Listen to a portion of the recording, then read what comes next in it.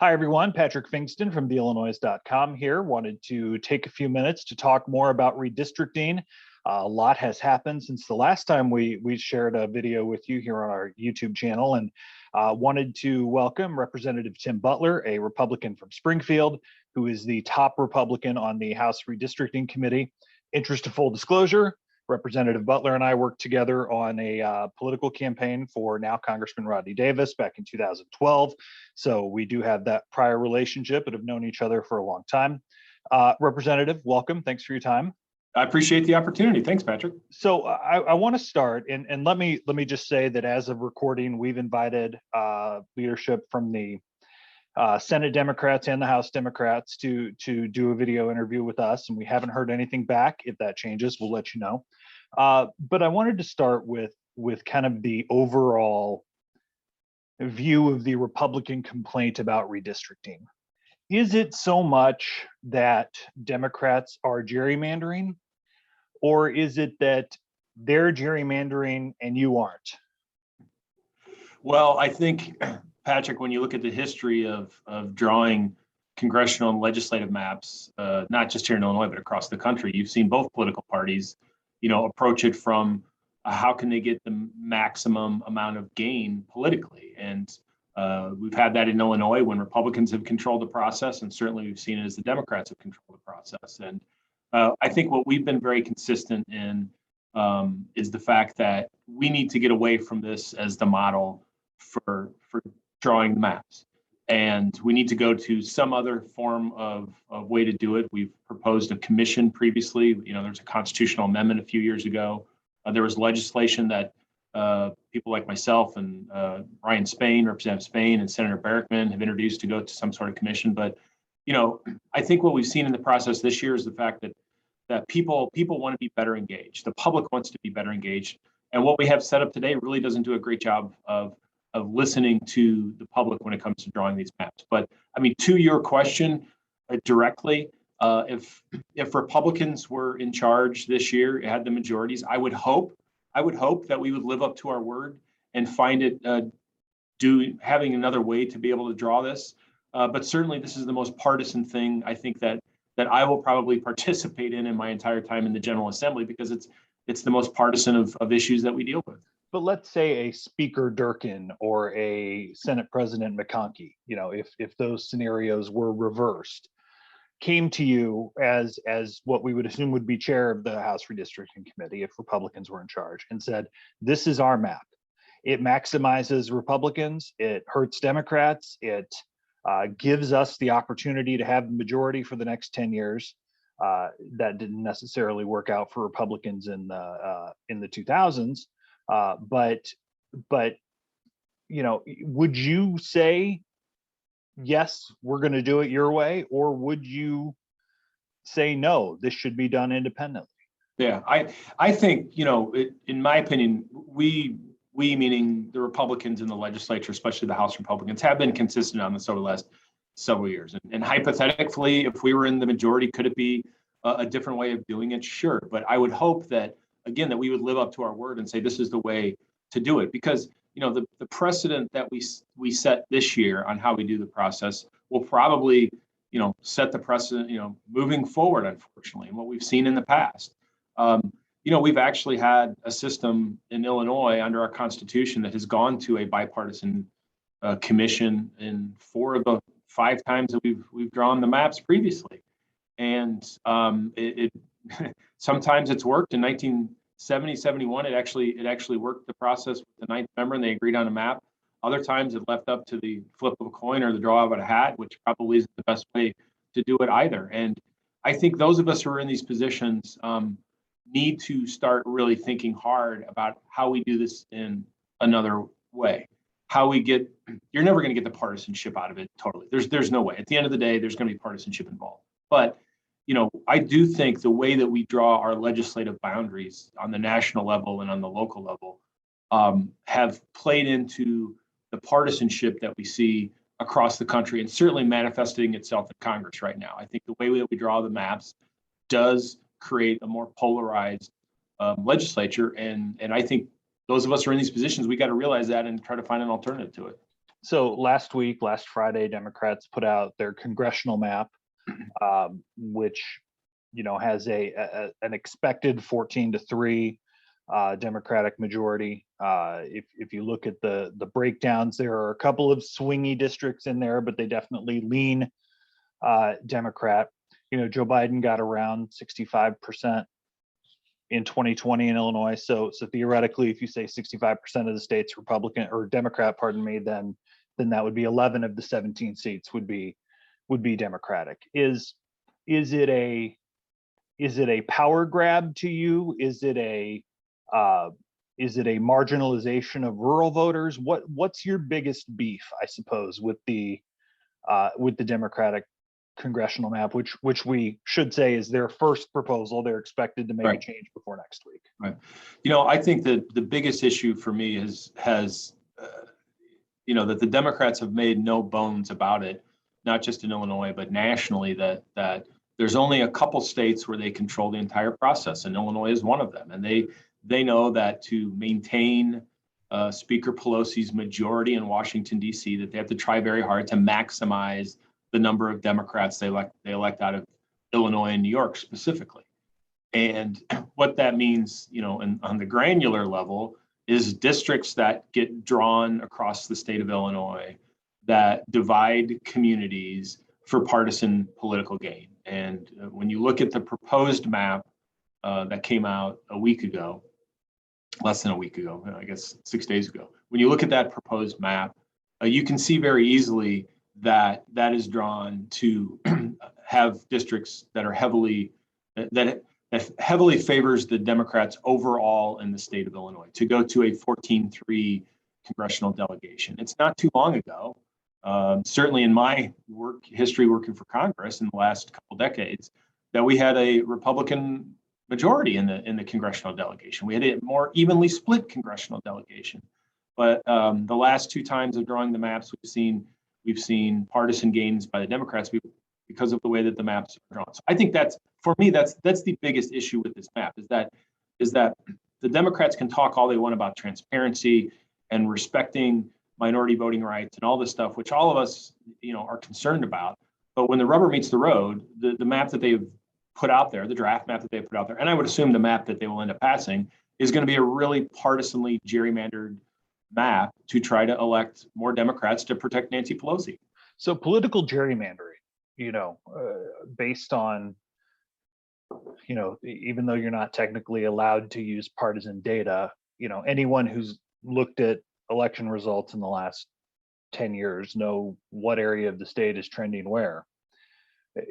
It's not technically illegal to gerrymander on a partisan basis. So if you look at the new 15th, which stacks Republicans in from Litchfield to almost Vincennes up to my home county of Iroquois, and then all the way up and around to Freeport, there's, other than splitting up some rural counties, what's wrong with it other than being ugly and long? Well, I think first of all, just because political gerrymandering has been determined to be okay by the U.S. Supreme Court, which it has in a previous decision, it doesn't make it right. Just because it's legal doesn't make it right. And to take the 15th, for example, that's a district that, as you said, goes from Vincennes, Robinson, Illinois, all the way up to Rockford. And it squirrels its way across the state. Now, I guess it brings together, a lot of rural communities. But what it does is it divides communities as well. And the people in Robinson, Illinois, probably view life a little differently, including the issues that they have in that part of the state, than the folks in Rockford do. And I think, to the best of our ability, and I realize when you have a district that's 750,000 people or 60,000 people, whatever the congressional districts end up being, you're going to have wide swaths of the state, especially when we have wide swaths of rural parts of Illinois. But I think, to the best of our ability, we need to respect existing political boundaries, county lines, township lines, city lines that people are familiar with, so they have a better understanding of what the districts that they live in represent. And And then beyond that, when you draw these very politically drawn districts like you've seen, like the 13th, which is just to kind of to the northwest and west of the bottom half of the 15th district in a way, it's hard to describe these. That's a very thin, crack in the earth, basically, that strings together Democratic constituencies across a wide part of the state. And it splits my county, Sangamon County, into 3 different congressional districts by having this district in the middle. And I don't think that serves the people well. I mean, the area that I live in Springfield, most of the people that live in Springfield or the surrounding communities or the county of Sangamon view themselves as Springfieldians. This is their home area. But then to get drawn into a district that winds its way around up to Rockford or snakes its way around Peoria or then goes southwest down to Belleville, there's not a lot of commonality to that, I guess. And I think that for me, that's one of the big issues with when they get drawn like this. You're splitting communities needlessly when we should be doing all we can to try to bring people together in whatever way that we can.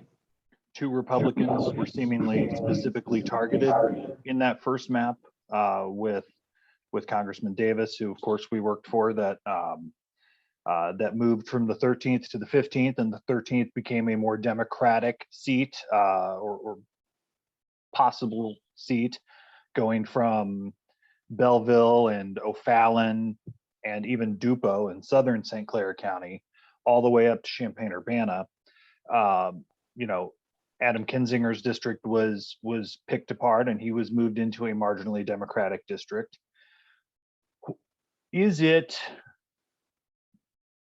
politically untenable, whether you're a Republican doing this to a Democrat or a Democrat doing this to a Republican, when you're moving legislators out of spite, seemingly? And I've had high-ranking Democrats tell me they don't like Rodney Davis, and we both know that's true. I mean, that was a district drawn for Democrats in 2011. What's your make or your take on how these districts seemingly targeted some either popular or moderate Republicans? Yeah, well, first of all, I think no matter what maps we are drawing, we shouldn't first plug in the home address of incumbent legislators into this, which is usually what gets done, to put in where the incumbents live in the state and what particular district they get drawn into. It should be about the people of the state. That's who it should be about. But certainly, when one party controls the process, like we have here in Illinois with the Democrats controlling it, they're going to try to exact revenge, if they want to, upon people that they maybe don't like, or maybe they want to keep, you've seen it in both parties in all sorts of states where you try to keep, fringe candidates on the left or on the right to, as the majority. Maybe they want to keep a more conservative member or more Republican here in Illinois, a more conservative Republican in Illinois, because they think maybe that person might say crazier things or something. I don't know. I mean, that's often what happens. Instead of someone like Rodney Davis, who actually has a pretty good voting record, I think, for the citizens of the 13th district across the board, and that's just, I get it why they would want to do it, but again, it shouldn't be the way that we do it. We should be looking at the communities that are in these districts and how those communities are impacted by the jagged lines that go through them. That's really what we should be looking at. So what should a congressional map look like in this state? I mean, it's impossible to draw 17 squares or rectangles. I mean, it's an oddly shaped and misapportioned, it's not Iowa where everything is white and rectangular. It's and that said, will you all present a map and ask for a hearing in it before the committee or on the floor or something like that? Yeah, first to your first question. Yeah, look, it's again, we are drawing 17 districts across a state that isn't a square, that represents wide swaths. But no, you're not going to have always right angles and things like this. But I would contend that, and I know President Harmon has said this, we're not Iowa. We're not, homogeneous like Iowa. Well, actually, you know what? Large portions of Illinois actually are very like Iowa, including areas that I live in and much of downstate Illinois. Why shouldn't we view ourselves more like Iowa when it comes to drawing these? We have a lot of square county lines. Look at the Texas map that have been put out there. Outside of the urban areas, and I know there's been a lot of consternation about the Texas maps from the Democrats, how gerrymandered they are. When you look at the Texas maps that are proposed, they respect a lot of existing, wide swaths of existing boundaries for governmental bodies within the rural areas of the state. And I think that's to our point, especially as downstaters. I harp on this a lot as a downstater, and I get frustrated with my friends from the northeastern part of the state because they're not downstaters, and they, we understand issues differently. But we approach, the way that we look at the world, the way we look at our governments, the way we, we're much in tune, I think, to our counties maybe than some other folks are and things like that. Why shouldn't we respect those boundaries? And I think that's, we should be able to draw maps that respect those boundaries. And I get it. In an urban area, you're gonna have some things to protect minority voting rights with the Latino districts and the African American districts. You're gonna have to make some weird looking shapes. I get it. But at the end of the day, we should have all 17 districts oddly shaped. And when you look at like the 17th that's proposed and the 13th that are proposed, anyone that looks at those logically just scratches their head and wonders, what's going on there. To your second question, look, we are now in a point where this is, I guess you're talking about the congressional maps. We'll get to that. Yeah. So look, what we've said consistently is we don't want politicians to be drawing maps, and I don't anticipate that at least from our caucus we're going to be putting something forward, because we've said all along that's not the way the process should happen. And beyond that, and I know the Democrats have kind of tried to make hay off of this, but if we would put a proposal out there, I'm a realist in this entire thing. The Democrats would just swat it aside and say we're just going to do what we're going to do. I think more importantly, we need to make sure that we fight the fight for our communities and try to make the point, like I said earlier, that we're respecting boundaries, we're respecting everything that needs to be respected when it comes to minority voting rights and things like that. And if that's a problem with the map that the majority decides to pass, then I'm sure someone will probably litigate it, because redistricting is one of the most litigated things that we do every 10 years. So if the map stays similar to how it is today, and this is my final question on the congressional map, do you all anticipate filing suit similar to the way you did in the legislative? I don't know. I actually haven't had that discussion with our leader, or I think that's also something I think you would certainly involve others, the parties, I don't know, the congressional delegation, the national parties, things like that. I'm sure that's something that they would all take a look at. I don't know from our perspective. I just haven't had that conversation yet. All right, so let's switch to the legislative map in the time that we have remaining. Democrats passed the first draft of the map in late May, signed into law in June. They passed a redo after census data came in August. They passed it at the end of August. Governor signed it into law in September. The federal court in Chicago, a 3-judge panel, 2 Trump appointees, 1 Obama appointee, or 1 Trump, 1 W. Bush, 2 Republican appointees, and 1 Obama appointee, threw out the first map this week. We already knew it was bad because of the population problems and using the ACS community data instead of the census data, which wasn't available. But why do you see this as significant or a big deal when the court threw out a map that we already knew was flawed? Well, I think the first thing with the May map, the issue with it was the fact that they passed this map in May, and then when they passed the second round of maps in late August, they didn't repeal the May map, and the court pointed that out in their decision this week. The fact that was still on the books as actually valid law in the state of Illinois, and the fact that if somehow the second maps would be viewed as unconstitutional, the potential was there that the previous maps from May would be the ones that would actually be in effect. So I think that was a very important ruling by the court to say that the maps that the General Assembly signed or excuse me, the General Assembly passed and the governor signed, remind you, I mean, this is a law that the governor signed, was ruled unconstitutional, that it violated the 14th Amendment to the US Constitution. That's not something to sneeze at in my mind when a federal court tells the governor of the state of Illinois that he enacted a law that violates the 14th Amendment to the Constitution.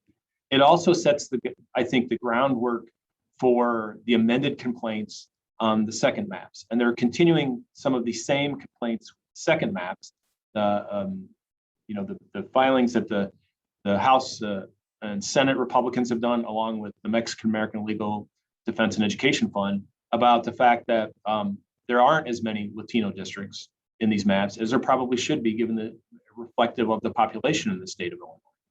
And so I think the court very rightly said, basically, in my reading of it, that Democrats, you had your opportunity twice to draw these maps, and now we're going to kind of take control of the process, and that seems to be what the ruling was this week. So in that September map, obviously the population variations, the deviations have been corrected, but MALDEF, Mexican American Legal Defense and Education Fund, hasn't pulled its suit because they still say there aren't enough Latino districts. UCRO, the United Community Church, or I don't have it in front of me, but United College of Community Organizations, they've asked the Justice Department to investigate. And then this week we saw the NAACP of East St. Louis file suit over the same September map, claiming that East St. Louis voters were cracked, which is a redistricting term, meaning they were cracked out of a Black district and moved into a majority white district to help make it a safer place for Democrats. As you see these things, and I do want to specifically talk about East St. Louis here in a moment, but as you see these three questions out there that aren't coming from Republican partisan organizations, do you think that, and please be honest with me, because I remember in 2011 on Republican staff, they went through the motions of the lawsuits, but they knew they weren't going to win. Now in 2021, as you've seen the population corrections made, do you honestly believe that this map gets thrown out? Well, the population corrections certainly seem to be within the variance, and the variance for legislative maps is the greatest variance can't be any more than +5 or -5. There's a 10-point swing between the districts. So our legislative districts, our House districts are about 5%, not five plus or minus. And so the House districts are 108,000 plus, and it seems to be that the Democrats drew their maps in August with districts that comply with that. But again, what the amended complaints continue, and the additional complaints, especially with the NAACP filing their complaints a week ago, continue to have concerns about minority districts, and that's a very large thing for the federal court system when it comes to redistricting, is making sure that both on the congressional and the state level, that we are respecting minority voting rights and the opportunities for minority populations to elect candidates of their choice is one of the terms that's used.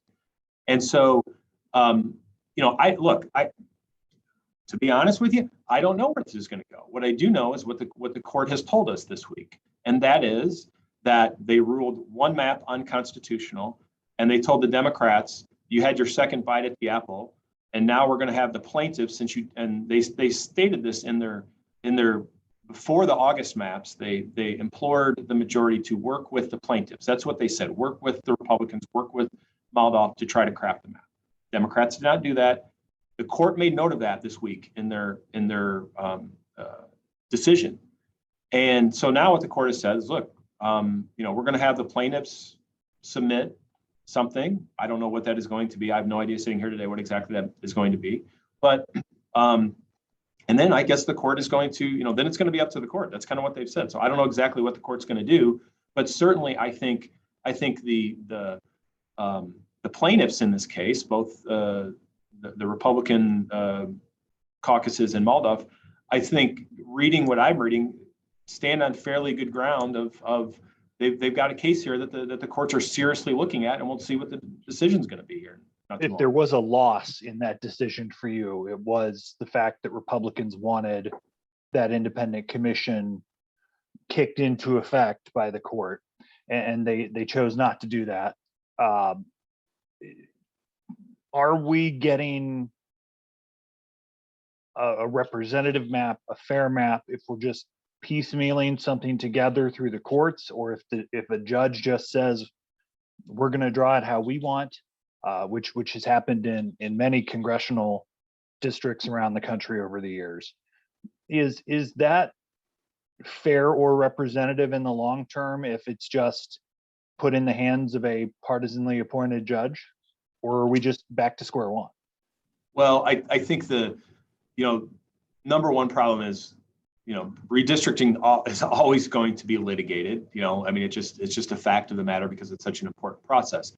But I think you make a good point. And I think this is why we need to find another model for this, because the likelihood for litigation and for partisan complaints is much higher when we have a process like we've seen here take place in Illinois.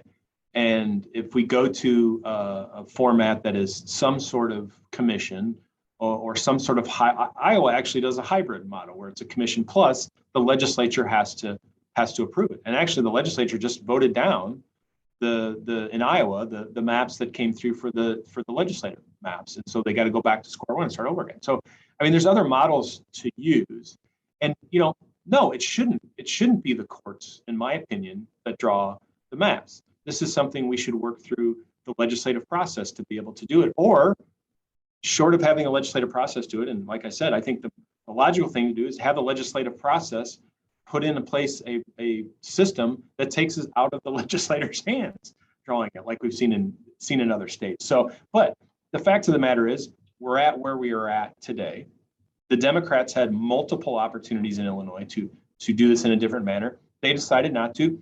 So now we're sitting in front of a 3-judge panel in front of the Northern District of Illinois. In the East St. Louis suit, we haven't heard a lot about that this week, just since the focus was so much on the congressional districts.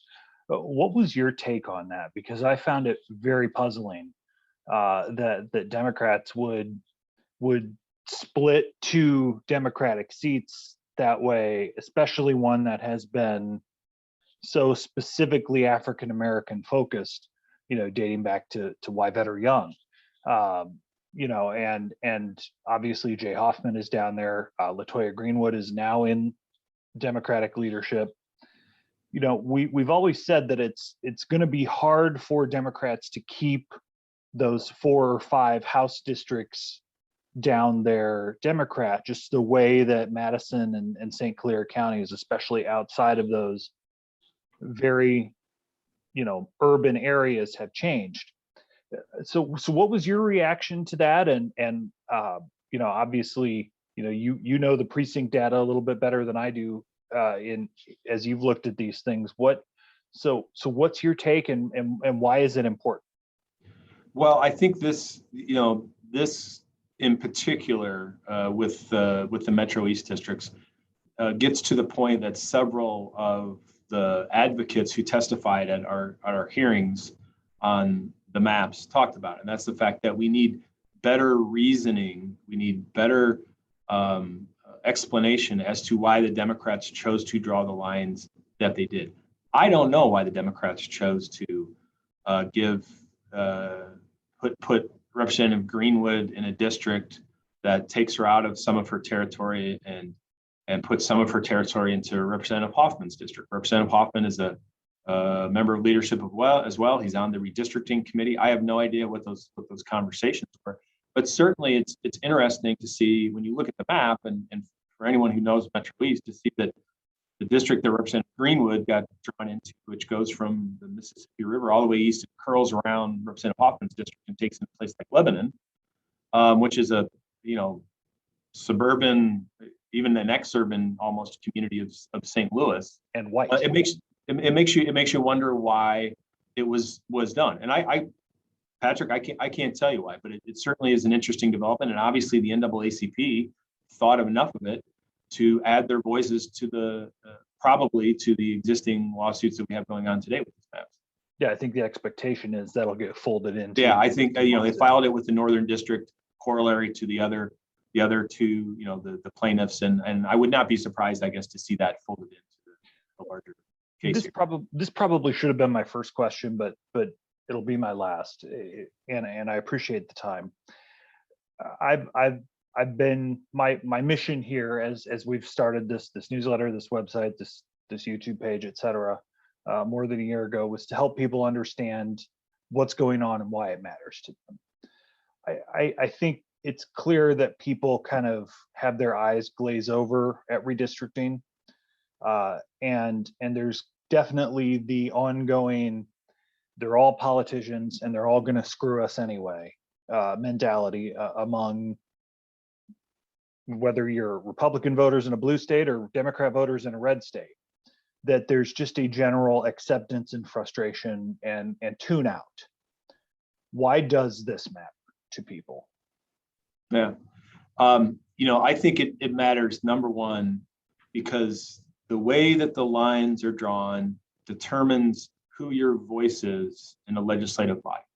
And legislative bodies, in my mind, whether it's a city council, whether it's a state legislature, whether it's the United States House of Representatives, are one of the most representative bodies of the people. That's how they were set up. And if we as politicians are playing with that process to get partisan gain, it means the people are not represented well. It means the people are not represented the right way. And when people think of themselves largely, they think of the communities that they represent. And in communities, when I say communities, I think of communities in the term that I think most people think of: the city that they live in, the village that they live in, the county that they live in. Yes, there are other communities defined. There's communities of color, there's other communities of interest, there's religious communities, but at large, people think of the community that they live in as their community. And when we are needlessly dividing these communities along partisan lines, it plays into the dysfunction that we see in the country, and it plays into what you just said, that people hold elected officials in low esteem, especially members of the legislature and Congress, because we play games like this. And I think those of us who are in these positions also have to protect the institutions that we serve in. Some people run against the institutions. I'm not one that believes that you're there to destroy the institution. I think you're there to make the institution better. And I think through the process that we have through redistricting, and every 10 years where data and software and computers are just going to get better and better and better, and being able to divide it up, it does not make the institution better by drawing these lines. We have to come up with a different way to do it to help get that trust of the people back, I guess. Representative Tim Butler, the Republican spokesman on the House Redistricting Committee. Representative, we appreciate the time. Good to talk to you. You're welcome.